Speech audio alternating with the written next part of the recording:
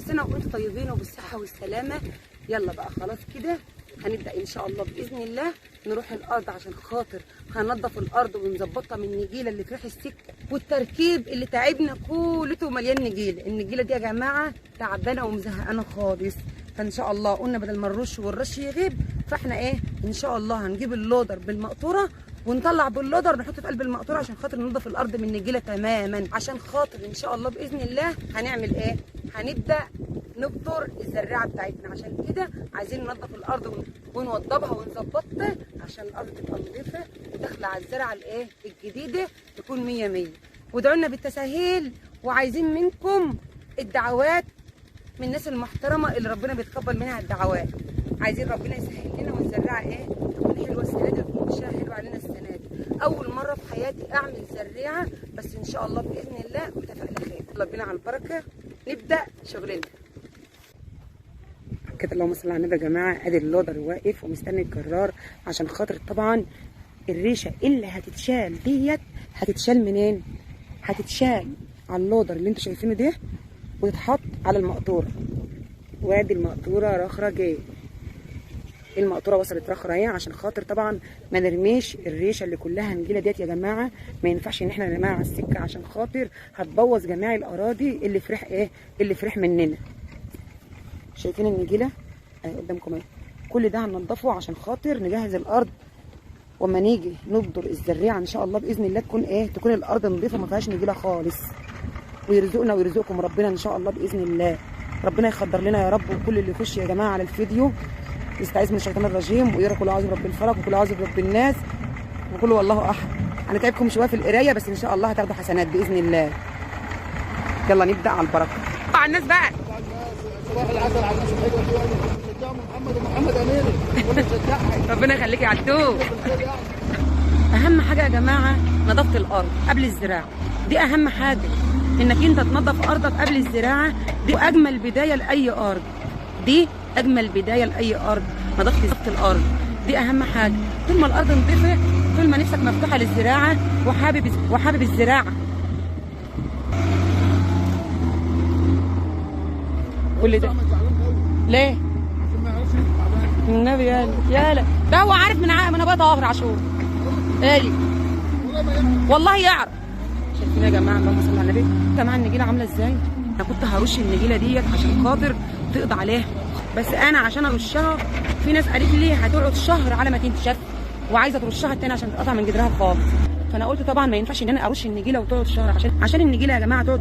يبقى احنا كده هنتاخر على ميعاد زراعه الزريعه اللي هي بذر البصل طبعا.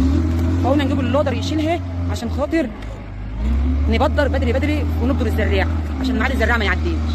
ان شاء الله باذن الله هننظف الارض وننظف الدنيا ونظبط باذن الله ونرجع لكم تاني ونوريكم الدنيا عامله ازاي بعد نظافه الارض وبعد نظافه النجيله.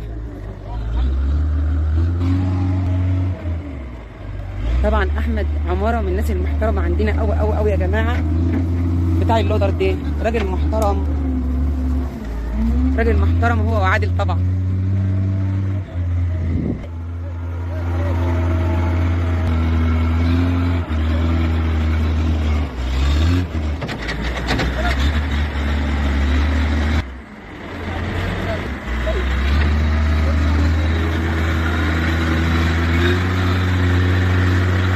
ماشي يا عدو.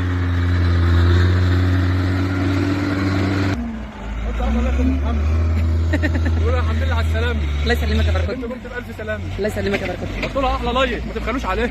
قلت لها مزعجه انا جايبها النهارده غصب عنها والله. غصب عنها بالعافيه. بركات. خلي احمد يجي ياخد ده الاول. اهم حاجه ده النجيله ده اهم حاجه.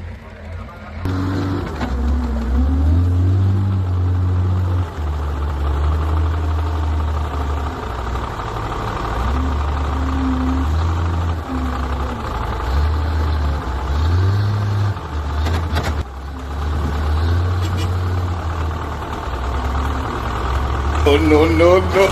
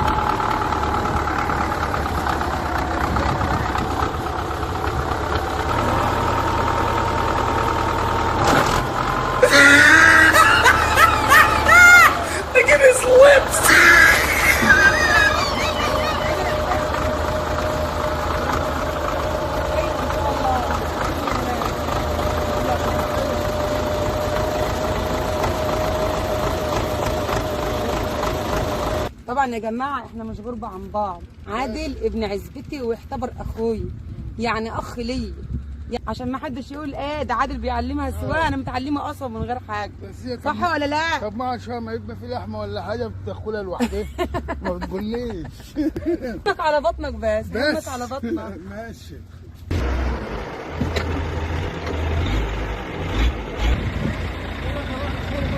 ماشي.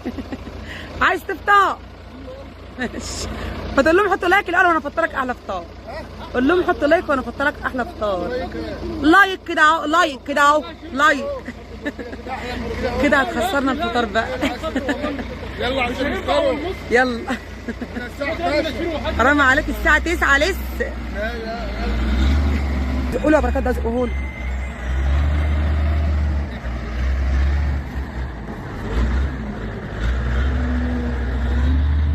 نظافة حلوة برضه. النظافة حلوة. اللهم صل على النبي. لما نجيلها نشالت يا جماعة، بصوا بقى ما عادش في نجيلة. طبعا شوية دمت لو اللودر خدهم زي ما انتم شايفين كده، شوية اللي في السكة دولت، فطبعا هيجوروا على السكة جامد، فدولت احنا هنشيلهم بايدينا وننضفهم بايدينا. بص على احمد، شوف انت عاوز ايه عشان يعمله لك قبل ما يمشي الاول. سيبك من اللي في ايدك ده بركات.